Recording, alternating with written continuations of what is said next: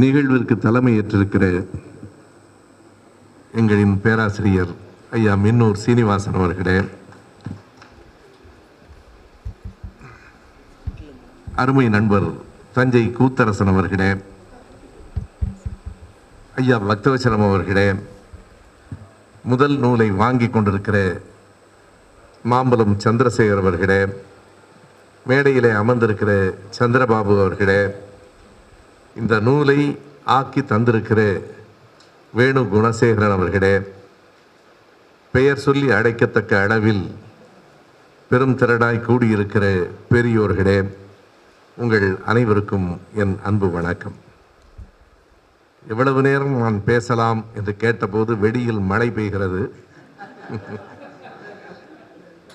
விரைந்து முடித்தாலும் அவர்கள் வெளியில் போக முடியாது, பேசுங்கள் என்று சொன்னார்கள். ஒரு விதத்தில் நம் பேச்சை விட இந்த மண்ணுக்கு மழைதான் நல்லது, பெய்யட்டும் என்று வாழ்த்துகிறேன். இந்த புத்தகம் ஒரு தொகுப்பு நூல்தான், ஒரு கலவையான தொகுப்பு. கலைஞர் எழுதிய நூல்களும் மிகுதி, கலைஞரை பற்றி எழுதப்பட்ட நூல்களும் மிகுதி. இன்னமும் அவரை பற்றி தொகுப்பதற்கு என்ன இருக்கும் என்று கருதாதீர்கள். தொகுக்க தொகுக்க விரிகிறார் கலைஞர், நெருங்க நெருங்க நீள்கிறார் கலைஞர். அதுதான் அவருடைய மிகப்பெரிய சிறப்பு என்று சொல்ல வேண்டும். தஞ்சை கூத்தரசன் அவர்கள் என்னிடத்திலே அன்பு கொண்டு சொன்னதைப் போல கலைஞரின் அருகில் 10 ஆண்டுகள் நான் இருந்திருக்கிறேன். இனி என் வாழ்வில் அந்த நாள்கள் வரப்போவதில்லை. அப்படிப்பட்ட நாள்களை தாண்டி எந்த பெருமையையும் இனி வாழ்வில் நான் பெறப்போவதும் இல்லை. கலைஞர் அவர்களினுடைய கடைசி பயணத்தை மணிக்கு மணி அல்ல, நிமிடத்துக்கு நிமிடம் தொகுத்து தந்திருக்கிறார். 6:10 கலைஞர் இறந்து விட்டார் என்பதை 6:40 செய்திகள் சொல்லின என்று எழுதியிருக்கிறார். 6 மணியிலிருந்து அதே காவேரி மருத்துவமனைக்கு உள்ளே தான் இருக்கிறோம். மருத்துவமனையின் கீழ்த்தளத்தில் இருக்கிறோம். ஐயா இருக்கிறார் என்கிறார்கள், இறந்து போய்விட்டார் என்கிறார்கள். உள்ளே இருக்கிற எங்களுக்குமே உறுதியாக செய்திகள் தெரியவில்லை. நான் நிற்கிறேன், அருகிலே நண்பர் லியோனி நிற்கிறார், மறைந்த வசந்தி ஸ்டான்லி நிற்கிறார், முன்னாள் அமைச்சர்கள் மதிவாணனும் தமிழரசியும் நிற்கிறோம். எல்லோரும் ஏதோ செய்தி வருகிறதே என்று பேசி கொண்டிருக்கிறோம். கடைசியாக எங்களை கடந்து தலைவரின் உடல் போகிற அந்த நேரத்தில் அந்த நொடிகள் இப்போதும் என் நினைவில் இருக்கின்றன. கலைஞரை நாம் இழந்து விட்டோம். ஏறத்தாழ ஓராண்டு ஆக போகிறது, நெருங்கி கொண்டிருக்கிறோம். இனி ஒரு மனிதனை அப்படி பார்க்க முடியாது, உண்மையாக பார்க்க முடியாது. நாம் பாராட்டி அவருடைய புகழ் கூட வேண்டும் என்பதில்லை. நம்முடைய பாராட்டுகளால் தான் அவர் இனிமேல் வெளியில் தெரிய போகிறார் என்பதும் இல்லை. மேடைக்கான பாராட்டும் இல்லை.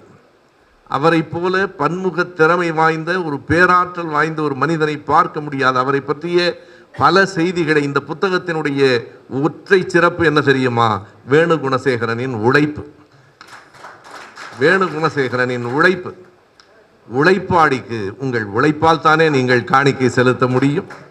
அந்த உழைப்பு அனைத்தையும் நீங்கள் தொகுத்திருக்கிறீர்கள். ஒன்றும் புதியதில்லை, நாம் படித்தவைகள் தான். ஆனால் மறுபடியும் இப்போது உடனடியாக நாம் தேடி திரும்பி பார்க்க முடியாது. அவர் இறந்த அன்றைக்கு மறுநாள் தினகரனிலே வந்த தலையங்கம் என்ன, மறுநாள் தினமணியிலே வந்த தலையங்கம் என்ன? நீங்கள் இந்த புத்தகம் கையில் இருந்தால் போதும். வேடிக்கை என்ன என்றால், தினகரன் கூட ஓய்வெடுக்கும் உதயசூரியன் என்று எழுதியிருக்கிறது, தினமணி அஸ்தமித்தது சூரியன் என்று எழுதியிருக்கிறது. தினமணியே அஸ்தமித்தது சூரியன் என்று எழுதியிருக்கிறது. வந்த தலையங்கங்கள், தலைவர்களினுடைய இரங்கற் செய்திகள், வேணு குணசேகரனினுடைய கவிதைகள், அவருடைய அந்த கடைசி ஊர்வலம் 2 கிலோமீட்டரை கடப்பதற்கு 2 மணி நேரமான அந்த மக்கள் வெள்ளம், வெறும் 2 கிலோமீட்டர் தான். 2 மணி நேரம் மக்கள் வெள்ளத்தில் மிதந்தல்லவா எங்கள் தலைவரின் கடைசி பயணம் நடந்தது. எண்ணி பாருங்கள் பெரியோர்களே. இறுதி 7 ஆண்டுகள் அவர் எந்த பொறுப்பிலும் இல்லை. இறுதி 2 ஆண்டுகளில் அவர் எழுதவும் இல்லை, பேசவும் இல்லை, படிக்கவும் இல்லை. அவர் எழுதாமலும் பேசாமலும் படிக்காமலும் இருந்த காலம் அந்த 2 ஆண்டுகள் மட்டும்தான். 91 வயதில் அவர் படிப்பதை அருகிலிருந்து நான் பார்த்திருக்கிறேன். வேடிக்கையாக சொல்ல வேண்டும் என்றால், ஒரு முறை அண்ணன் துரைமுருகன் அவர்கள் என்னை செல்லமாக கடிந்து கொண்டார். 10 மணி 10:30 மணிக்கு வீட்டுக்கு போய் விடுகிற நான் அன்றைக்கு ஒரு நாள் ஏதோ 12 மணிக்கு மேல் தான் போனேன். ஏதோ ஒரு வேலையை முடித்து விட்டு போனேன். போன உடனே சொன்னார், வாப்பா இந்த செய்தி நீ எங்கே காணும்னு பார்த்துக்கிட்டு இருந்தேன்னாரு. என்னங்கய்யான்னு கேட்டேன். நேற்று பேராசிரியர் அருணனோட புத்தகம் ஒன்று வந்தது. அதில் களப்பிரர் பற்றி ஒரு செய்தி எழுதியிருக்கிறாங்க. மயிலை சீனி வெங்கடசாமி இன்னொரு மாதிரி எழுதியிருக்கிறாரு. எது என்ன, அதை பற்றி நீ ரெண்டும் படிச்சிருக்கியா அப்படின்னு கேட்டார். ஐயா நான் ரெண்டும் படிச்சிருக்கேங்கய்யா. அருணன் புத்தகமும் அருணன் கொடுத்தாரு. இதோட ஐயா அரவாணன் ஐயா ஒரு புத்தகத்தில் களப்பிரர் பற்றிய வேறு செய்தியும் எழுதியிருக்கிறாருன்னு சொன்னேன். அது என்ன புத்தகம் அப்படின்னு கேட்டார். புரட்சி பொறிகள்னு புத்தகம்னு சொன்னேன். அப்படி அவர் என்ன எழுதியிருக்கிறார்? வயது 92 என்பதை குறித்துக் கொள்ளுங்கள். இவர்கள் களப்பிரரை பற்றி ஒவ்வொருவரும் என்ன எழுதியிருக்கிறார் என்று கேட்கிறார்கள். வெளியிலே வருகிற போது துரைமுருகன் என்ன கடிந்து கொண்டார்னா, அப்பா ஏற்கனவே 1 மணி ஆச்சு, சாப்பாட்டுக்கு போகணும், 1 மணி 1:15 தான் நாங்கள் கலைவோம். அவரே 2 புத்தகத்தை கேட்குறாரு, நீ கொண்டாந்து 3வது புத்தகத்தை வேற உள்ள விடுற, எப்போ சாப்பிட போகிறதுன்னு கேட்டார். அவரே இந்த வயசில் உட்காந்துட்டு 2 புத்தகத்தை வச்சு ஒப்பிட்டு படிச்சுக்கிட்டு எங்கள்கிட்ட கேட்டுக்கிட்டு இருந்தார். நல்ல நேரமாக நீ வந்த, சரி இதை சொல்லிடுவேன்னா நீ 3வது புத்தகத்தை கொண்டாந்து உள்ள விடுறிய என்று வேடிக்கையாக சொன்னார்.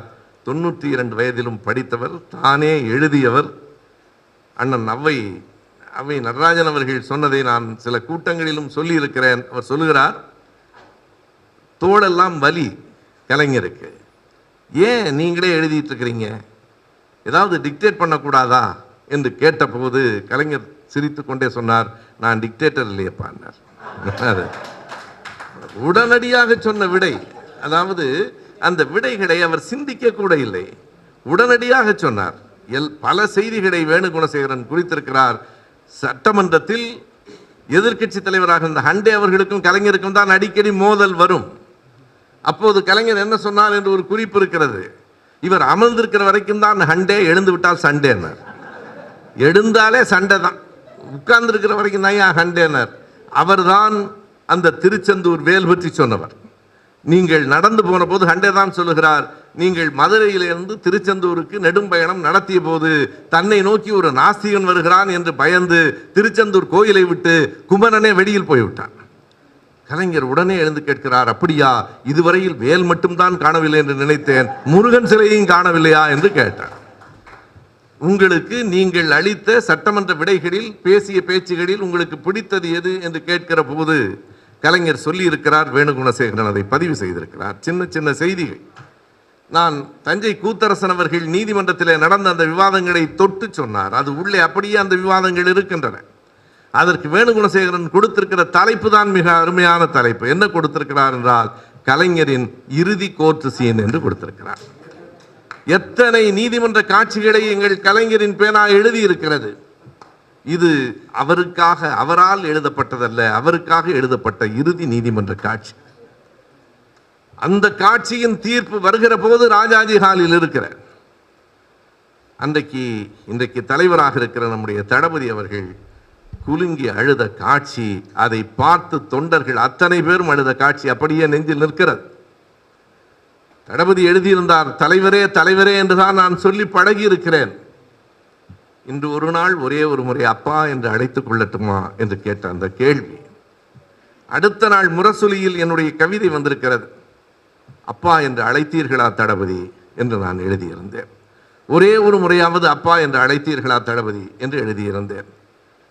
அந்த காட்சிகளெல்லாம் அப்படியே பதிவாகி இருக்கின்றன. என்ன நடந்தது, நீதிமன்றத்தில் என்ன வாதங்கள் வைக்கப்பட்டன, அவர் சொல்லாததை கூட கூத்தரசன் அவர்கள் சேர்த்து சொன்னார்கள். அதுதான் உண்மை, நடந்தது அதுதான். அதிலும் வைத்தியநாதன் என்கிற பெயர் கூட பலரிடத்திலே குழப்பத்திற்கு உள்ளாயிற்று. ஏனென்றால் கிரிஜா வைத்தியநாதன், இந்த வைத்தியநாதன் வேறு, அந்த வைத்தியநாதன் வேறு, அந்த ஒரு குழப்பத்திற்கு உள்ளாயிற்று. நான் அதை ஒரு கேலியாக சொல்லவில்லை, வேறு வைத்தியநாதன். அந்த வைத்தியநாதன் பேசுகிற போது என்ன சொல்கிறார் என்றால், நீங்கள் காமராஜர் ராஜாஜி நினைவிடங்களுக்கு அருகில் கலைஞரை அடக்கம் செய்ய முடியாது என்று சொன்னால், காமராஜரை ராஜாஜியை பக்தவச்சலத்தை நீங்கள் இவர்கள் அவமானப்படுத்துகிறார்கள் என்று பொருள். வைத்தியநாதன் நீதிமன்றத்தில் வைத்த வாதம். எப்படி அது அவமானப்படுத்துவதாகும்? அங்கே காமராஜர் அவர்களுக்கும் ராஜாஜி அவர்களுக்கும் பக்தவச்சலம் அவர்களுக்கும் அங்கே அவர்கள் அடக்கம் செய்யப்படவில்லை, வெறும் நினைவிடம். அது காமராஜருக்கு இடம் கொடுக்கவில்லை என்றார்கள். யார் கேட்டார்கள்? காமராஜருக்கு இடம் வேண்டாம், முறைப்படி நாங்கள் ராஜாஜியை கண்ணம்மாப்பேட்டையில் அடக்கம் செய்தார்கள். ராஜாஜியை அடக்கம் செய்கிற போது அந்த புழுதி மண்ணிலே போய் உட்கார்ந்தவர் எங்கள் ஐயா பெரியார் அவர்கள். நட்புக்கான அடையாளம். அதையும் பல முறை பல கூட்டங்களிலே பலர் சொல்ல நீங்கள் கேட்டிருப்பீர்கள். தந்தை பெரியார் அவர்கள் கண்ணம்மாபேட்டையிலே ராஜாஜி அவர்களின் இறுதி நிகழ்ச்சிக்காக போயிருக்கிறார். எப்போதும் பெரியாரினுடைய பெரிய பண்பு, என்னுடைய கருத்து எதுவாக வேண்டுமானாலும் இருக்கலாம், அவர்களின் கருத்தை மதிக்கிறேன் என்று தன்னுடைய மிக நெருக்கமான நண்பர் திருவிக்கா அவர்கள் 53 இறந்த போது, திருவிக்கா அவர்களும் எம்.ஆர். ராலா அவர்களும் ஐயா பெரியார் பிறந்த நாளில் இறந்தார்கள். 2 பேருமே செப்டம்பர் 17 இறந்தவர்கள். ஈரோட்டில் உடல்நலம் இல்லாமல் மருத்துவமனையில் இருந்த பெரியார் சென்னைக்கு புறப்பட்டு வருகிறார். இன்று வருவது போல அன்றைக்கு எளிதில் வந்துவிட முடியாது. உங்களுக்கு தெரியும், பெரியார் விமானத்தில் ஏறியதே இல்லை. அண்ணாவை அமெரிக்காவுக்கு அனுப்புகிற போது ஆசிரியரிடத்தில் கொஞ்சம் பக்கத்தில் அழைத்து போ, கொஞ்சம் விமானத்தை அருகில் இருந்து பார்க்கலாம் என்று பெரியார் சொன்னார். எனவே ஈரோட்டிலிருந்து திருவிக்காவினுடைய இறுதி நிகழ்வுக்கு வருகிற அந்த நேரத்தில் திருவிக்காவுக்கு அவர்களினுடைய உறவினர்கள் ஒவ்வொருவராக ஐயா இருக்கிறாரே என்று பேசிக் கொள்ளுகிறார்கள். என்ன என்று கேட்கிறார். திருவிக்கா அந்த இறை நம்பிக்கை உடையவர். அவருடைய மாணவர்களில் ஒருவரான பேராசிரியர் மூமா அவர்களும் இன்னொருவரும் இந்த சைவ பாடல்களை பாட வேண்டும் என்பது அவருடைய விருப்பம். நீங்கள் ஐயா இருக்கிறாரே, நான் இருந்தா என்ன, இறந்தது அவருக்கு எது விருப்பமோ அதை செய்யுங்கள், நான் இருக்கிறேன் என்று சொல்லி இருந்தவர் பெரியார். இவை அனைத்தும் வரலாறு. அதே போல ராஜாஜி அவர்கள் இறந்த நேரத்தில் அந்த தள்ளுவண்டியில் நாற்காலியிலே தான் பெரியார் உட்கார்ந்து இருக்கிறார். ஆசிரியரை பக்கத்தில் இருந்த ராஜாராம் அவர்களை, மறைந்த ராஜாராம் அவர்களை அழைத்து, என்ன கொஞ்சம் கீழே உட்கார வைங்கப்பா பிடிச்சுங்கிறார். அது சுடுகாட்டு புழுதி மண். எதுக்காக ஐயா உட்கார வைக்க சொல்றான்னு தெரியல. நான் சொல்றேன் உட்கார வைங்கிறார். கீழே உட்கார வச்சதுக்கு அப்புறம் அதோ உள்ளே அன்றைக்கு குடியரசுத் தலைவராக இருந்த வி கிரி உள்ளே வருகிறார். அவரை கொண்டு வந்து நாற்காலியில் உட்கார வைங்க, குடியரசுத் தலைவர் நிக்கிட்டு இருக்கும்போது நான் உட்காரக்கூடாது என்று சொன்ன மனிதர் அவர். எல்லாம் நடந்தவை. வி கிரி பார்ப்பனர் என்று பெரியாருக்கு தெரியாதா? கூத்தரசன் கூட கொஞ்சம் இப்படி தயங்கி தயங்கி பிராமணர் என்றால் ஒன்றும் பிழையே இல்லை, பார்ப்பனர் என்கிற சொல் தான் சரியானது. ஏனென்றால் பிராமணன் என்று சொன்னால் பிரம்மனிலிருந்து வந்தவன் என்று பொருள். நான் பிரம்மனையே ஏற்கவில்லை, பிரம்மனிலிருந்து வந்தவனை எப்படி ஏற்க முடியும்? அது பார்ப்பனர் என்பது அவர்களின் தொழில் சார்ந்த சொல். ஐயா பெருஞ்சித்திரனார் திரும்ப திரும்ப சொல்லுவார்கள், தச்சு வேலை செய்கிறவன் தச்சன் என்றால் இந்த குறி பார்க்கிறவர்கள் பார்ப்பார். அவ்வளவுதான் அதனுடைய அடிப்படை. நாம் யாரையும் இழித்தும் பழித்தும் சொல்லவில்லை. அப்படி சொல்லுகிற மரபு என்றைக்கும் நம்மிடத்தில் இல்லை.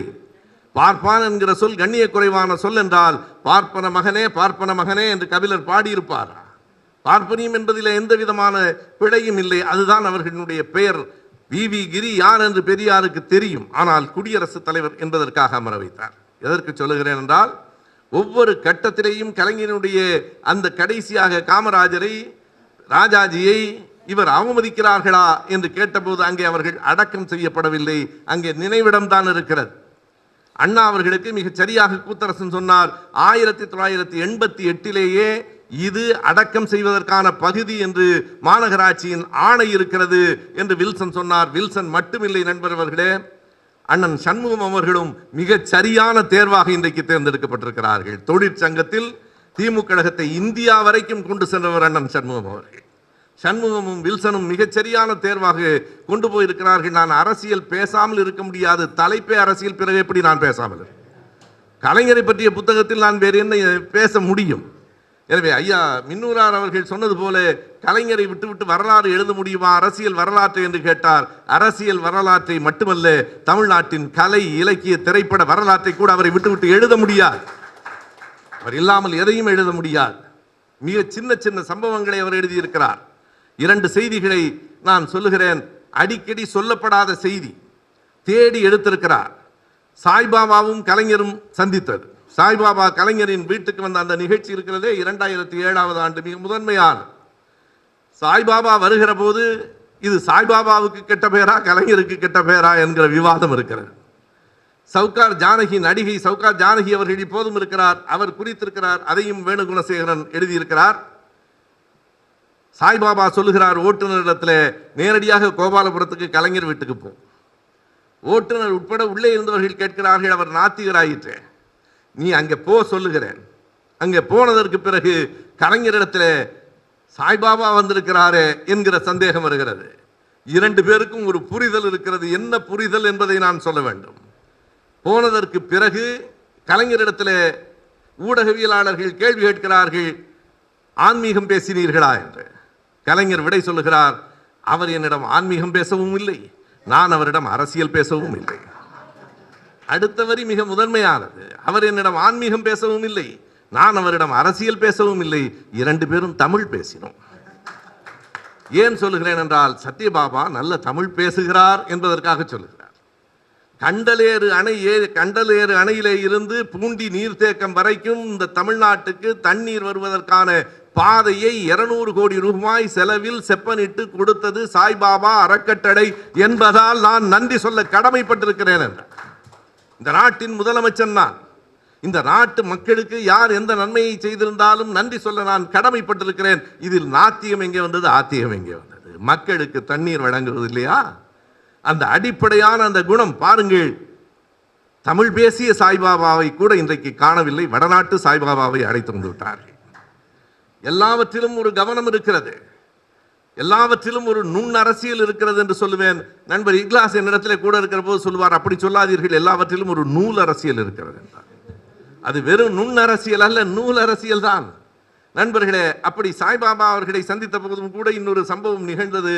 நான் அப்போது 2006 திமுக கழகத்தின் முழுமையான ஆதரவாளனாகத்தான் இருக்கிறேன். இது 2007 நடக்கிறது.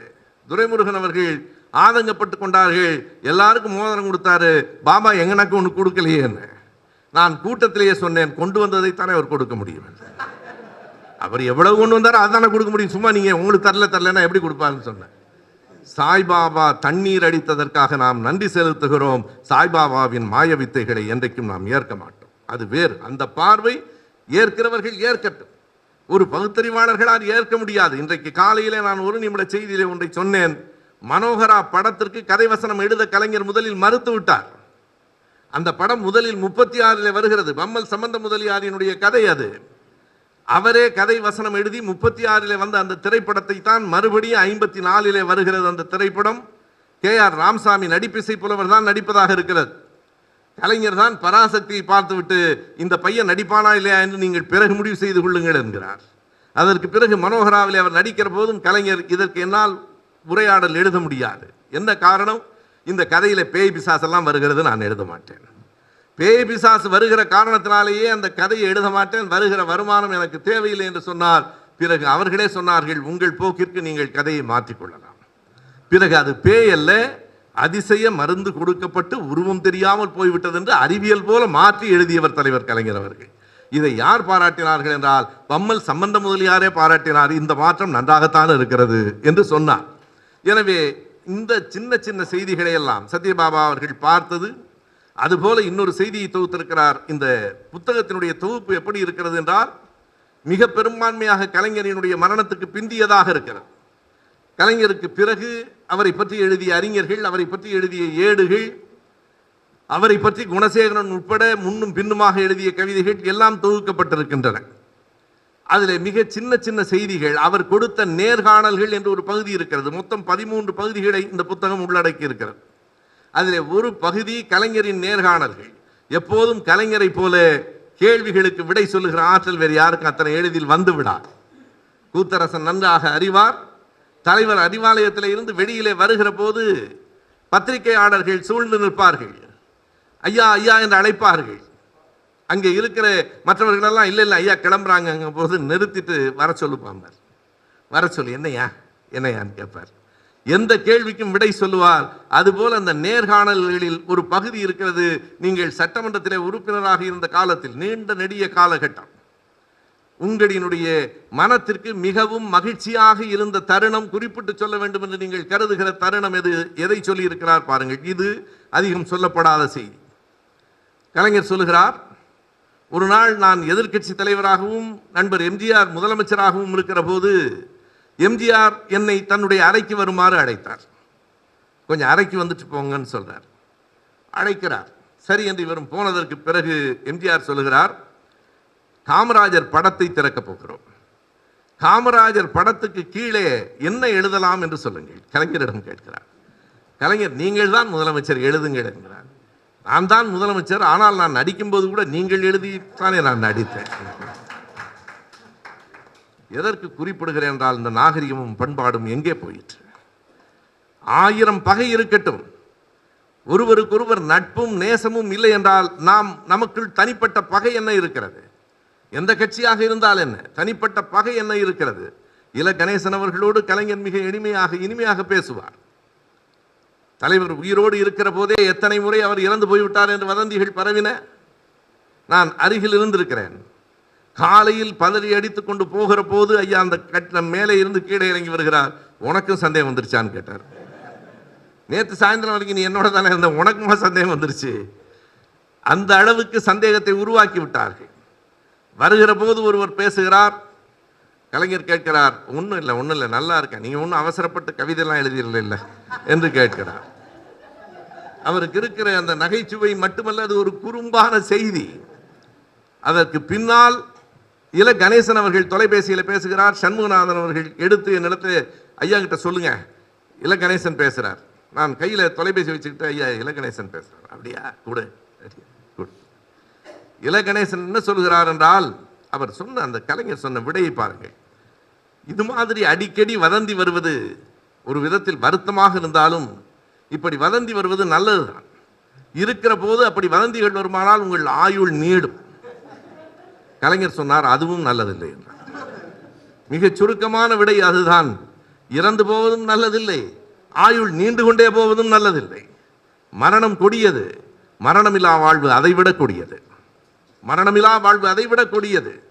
வள்ளலார் மரணமில்லா பெருவாழ்வு என்று சொன்னாரே, அந்த பெருவாழ்வு என்கிற சொல்லிலே தான் அதன் பொருள் இருக்கிறது. பெருவாழ்வு என்பது நாம் உடலோடு வாழ்வதில்லை, புகழோடு வாழ்வது. மரணமில்லா பெருவாழ்வு கலைஞருக்கு உண்டு. முடிந்து போயிருப்பது கலைஞரின் முதல் பாகம்தான். முதல் பாகத்தை விட 2வது பாகத்தில் தான் கலைஞர் கூடுதலாக பேசப்பட்டுக் கொண்டிருக்கிறார். அவர்தான் நம் நெஞ்சையெல்லாம் இன்றைக்கும் ஆள்கிறார். கலைஞரை பார்த்து நீங்கள் காமராஜர் படத்துக்கு ஏதேனும் ஒரு வரி எழுதுங்கள், சரி கொடுங்கள். கலைஞர் எழுதிய அந்த வரிதான் காமராஜர் படத்திற்கு கீழே இன்றும் இருக்கிறது. எம்ஜிஆர் உருவாக்கிய படம், கலைஞர் எழுதிய வரி, உழைப்பே உயர்வு தரும். காமராஜருக்கு அதை விட பொருத்தமாக வேறொன்றும் இருக்க முடியாது. உழைப்பே உயர்வு தரும் என்று கலைஞர் எழுதுகிறார். இப்படி பல செய்திகள் இந்த நூலில் தொகுக்கப்பட்டிருக்கின்றன. நமக்கு ஒரு பார்வை நூலாக இந்த நூல் அமையும். எத்தனை படங்களுக்கு கதை எழுதியிருக்கிறார், எத்தனை நாவல்களை எழுதியிருக்கிறார், எத்தனை விதமான எத்தனை முறை எந்தெந்த தொகுதிகளில் வெற்றி பெற்றிருக்கிறார், எல்லா தகவல்களும் கலைஞரை பற்றிய தகவல்கள் இந்த நூலிலே அடங்கி இருக்கின்றன. சின்ன சின்ன செய்திகள் தொடங்கி அவருடைய ஆளுமைக்கான சான்றுகளாக விளங்குகிற பல செய்திகள் வரை அப்படியே தொகுக்கப்பட்டிருக்கின்றன. இந்து நாளேட்டில் வந்த கட்டுரை ஒன்று அப்படியே சமஸ் எழுதிய கட்டுரை உள்ளே இருக்கிறது. இப்படி பல்வேறு செய்திகளை தொகுத்து கொடுத்திருப்பதன் மூலமாக கலைஞரை அடுத்த தலைமுறைக்கு அவர் கொண்டு போயிருக்கிறார் என்பதுதான் செய்தி. திரும்ப திரும்ப அதுதான் நாம் செய்ய வேண்டியதும், இன்றைக்கு செய்ய வேண்டியதும் அதுதான். இங்கே இருக்கிற பெரியவர்களுக்கு தெரியும், எனக்கு தெரியும், பிள்ளைகளுக்கு தெரியவில்லை. பிள்ளைகள் ஏமாற்றப்படுகிறார்கள். கலைஞர் என்ன செய்தார் என்று கேட்கிறார்கள். திராவிட இயக்கம் என்ன செய்து கிழித்தது என்கிறார்கள். நான் 100 கூட்டங்களில் சொல்லிவிட்டேன், திராவிட இயக்கம் கிழிக்கவில்லை, சாதியின் பெயரால் பிரிந்து கிடந்தவர்களை எல்லாம் ஒன்றாக வைத்து தைத்தது. யார் சொன்னார்கள் கிழித்தது என்று? இதிலே கலைஞர் செய்த செயல்கள் என்னென்ன என்று ஒரு பட்டியல் இருக்கிறது. அந்த பட்டியலில் கலைஞரினுடைய சாதனைகள் அடங்கிவிடாது. பட்டியலை தொகுத்திருப்பது குணசேகரனுடைய சிறப்பு என்றால் எந்த பட்டியலுக்குள்ளும் அடங்காமல் இருப்பது கலைஞரின் பெரும் சிறப்பு. நீங்கள் எவ்வளவு வேண்டுமானாலும் தொகுத்துக் கொள்ளுங்கள், அதையும் தாண்டி அவர் செய்தது மிஞ்சி நிற்கும். சின்ன சின்ன செயல்கள். தொழிற்சாலைகளிலே இன்றைக்கு சிறு தொழில்கள் வளர்ந்திருக்கின்றன என்றால் சிப்காட் என்கிற நிறுவனத்தை உருவாக்கியவர் யார்? குடிசை மாற்று வாரியம் என்கிற சிந்தனை எந்த மூடையிலிருந்து உதித்தது யாருக்கு தெரியும்? குடிநீர் வடிகால் வாரியம் எப்போது வந்தது? அனைத்தும் போக்குவரத்து துறையை அரசுடைமை ஆக்கியதும் அவர்தான். அதற்காக தனி அமைச்சகத்தை உருவாக்கியதும் அவர்தான். இப்படி அவரை பற்றிய பல செய்திகள். நான் சுருக்கமாக ஒன்றை சொல்லுகிறேன் நண்பர்களே. கோட்டூர்புரத்தில் இருக்கிற அண்ணா நூற்றாண்டு நூலகம் தமிழன் என்றைக்கும் தலை நிமிர்ந்து நிற்பதற்கான நமக்கான அடையாளம். அந்த கோட்டூர்புர நூலகத்திலே ஒன்றை பற்றி நான் ஐயாவிடத்திலே கேட்டதும் அவர் சொன்னதும், அவர் எவ்வளவு பெரிய அறிவாளி, நான் எத்தனை அறியாமையில் இருந்திருக்கிறேன் என்பதற்கான வெளிச்சம் அது. ஐயாவிடத்திலே கேட்கிறேன், எல்லாம் சரிதான், சின்ன பிள்ளைகளுக்காக ஒரு அரங்கத்தையே நீங்கள் அமைத்திருக்கிறீர்கள். சின்ன பிள்ளைகளுக்கான அரங்கம் என்றால் அந்த நூலகத்திலே திரைப்படத்துறையிலே புகழ் பெற்ற கலை இயக்குனரை அழைத்து பிள்ளைகளுக்கு எப்படி இருந்தால் பிடிக்கும், ஒரு பெரிய மரம், மரத்துக்கு கீழே சின்ன சின்ன நாற்காலிகள் உங்களுக்கு தெரியும், அவையெல்லாம் கூட எனக்கு புரிகிறது. இந்த கீழ்த்தளத்தில் தரைத்தளத்தில் பார்வையற்ற மாற்றுத்திறனாளிகளுக்கு ஒரு அரங்கம் இருக்கிறது, அதுவும் சரி. ஆனால் வீட்டிலிருந்து புத்தகத்தை கொண்டு வந்து படிப்பதற்கென்று ஒரு அறை ஒதுக்கி இருக்கிறீர்களே, அவன் வீட்டிலேயே படித்துக் கொள்ள மாட்டானாம். ஐயாவிடத்தில் கேட்கிறேன், ஐயா ரொம்ப பணிவாக கேட்கிறேன், வீட்டிலிருந்து புத்தகத்தை கொண்டு வந்து படிப்பதற்கென்று ஒரு அரங்கத்தை ஒரு அறையை ஒதுக்கி இருக்கீங்களே ஐயா, வீட்டிலேருந்து கொண்டு வந்து ஏன் படிக்கணும், அது அவங்க அங்கேயே கூட படிச்சுக்க மாட்டாங்களான்னு. வீட்டில் படிக்க முடியாத பிள்ளைங்க தான்ப்பா லட்சக்கணக்கில் இருக்கிறாங்க. வீடு படிப்பதற்குரிய இடமாக இல்லை. நான் ஏன் கேட்கிறேன் என்றால், நான் என் வாழ்க்கை சூழலை வைத்துக் கொண்டு கேட்கிறேன். என்னால் வீட்டில் அமர்ந்து படிக்க முடியும். வீடே இல்லாதவன் எத்தனை பேர், வீட்டிலிருந்து படிக்க முடியாதவன் எத்தனை பேர். அவர்களுக்காக என்றார். ஏன் நான் அதனை இப்போது குறிப்பிடுகிறேன் என்றால், ஒவ்வொரு முறை இப்போது நான் அந்த அண்ணா நூலகத்தில் தரைத்தடத்தை கடக்கிற போதும் ஒரு காட்சியை பார்க்கிறேன். அந்த அறைதான் நிரம்பி வழிகிறது. இப்போது நூலகர்கள் எனக்கு சொன்ன செய்தி, அந்த அறை போதாமல் தரைத்தளத்தில் இன்னொரு அறையையும் நாங்கள் திறந்திருக்கிறோம். வீட்டில் படிக்க முடியாமல் புத்தகத்தோடு வந்து படிக்கிற பிள்ளைகள் மற்ற அரங்குகளுக்கெல்லாம் 9 மணிக்கு மேல் வருகிறார்கள் என்றால் 8:30 மணிக்கு வரிசையில் நிற்கிறார்கள். அந்த பிள்ளைகளினுடைய அந்த நிலையை உணர்ந்து பார்த்து தொலைநோக்கோடு செய்த ஒரு மனிதன் நமக்கு தலைவராக வாழ்ந்திருக்கிறான் என்பது எத்தனை பெரிய பெருமை நண்பர்களே. ஒரு சின்ன சின்ன செயல்களை கூட சிந்தித்து செதுக்கி தனக்குள் கொண்டு வந்து அதை நாட்டுக்கு கொண்டு போகிற பேராற்றல் உடையவராக தலைவர் கலைஞர் இருந்திருக்கிறார். நமக்கெல்லாம் அந்த பெருமை வாய்த்திருக்கிறது. நான் முதலில் சொன்னது போல, அருகில் இருக்கிற இன்றைக்கும் கூட நண்பர்கள் சிலர் கேட்பார்கள், நீங்கள் அந்த பதவிக்கோ இந்த பதவிக்கோ முயற்சி செய்யக்கூடாதா என்று. தலைவரின் அருகில் இருந்த நாற்காலியை விட இன்னொரு நாற்காலி இதுவரையில் என் கண்களுக்கு படவே இல்லை. இன்னொரு நாற்காலியை என் வாழ்க்கையில் இனி நான் பார்க்க முடியாது. அந்த நாற்காலி தான் நான் வாழ்வில் பெற்ற மிகப்பெரிய நாற்காலி. அவருக்கு அருகில் இருந்ததும் அவரோடு மகிழுந்தில் பயணம் செய்த போது கூட ஒரு நாள் அண்ணன் துரைமுருகன் அவர்களும் நானும் வாதம் செய்து கொண்டே போகிறோம். எனக்கு ஒரு கட்டத்தில் உரைக்கிறது, ஐயா இருப்பதை மறந்துவிட்டு நாம் இப்படி சத்தமாக பேசுகிறோமே என்று. The worshipping of the small gods என்று worshipping of the false gods என்று அருண் ஷோரி எழுதிய புத்தகம் அம்பேத்கரை பற்றி, அது பற்றி அவர் படித்துவிட்டு நீ படித்தீர்களா என்று கேட்கிறார். நானும் சொல்கிறேன். 2 பேருக்கு இடையில ஒரு விவாதம் நடக்கிறது. ஐயா இருக்கிறாரே என்று பேசாமல் இருக்க முடியவில்லை. விவாதம் தொடங்கிவிட்டது. பேசுகிறோம், பேசாமல் கேட்டுக்கிட்டே இருக்கிறார். ஒரு வரி கூட இடையில் அவர் பேசவில்லை. கீழே வந்து அறிவாலயத்துக்கு வந்து மகிழ்ந்து நின்றதற்கு பிறகு இந்த பக்கமாக இறங்கி இப்படி வருகிற போது ஐயாவினுடைய வண்டியிலிருந்து அவர் இந்த பக்கம் இறங்குகிறார். என்னை பார்த்து கேட்கிறார், போறப்பவும் விவாதம் தொடரும்ல அப்படின்னு கேட்கிறார். அவர் கேட்ட அந்த கேள்வி அவ்வளவுதான். ஏன் இப்படி உட்காந்து எதுக்கு அந்த காரில் இப்படி பேசுறீங்கன்னு கேட்கல. போற போதும் தொடரும்ல அப்படின்னாரு. எனக்கு வெட்கமாக இருந்தது.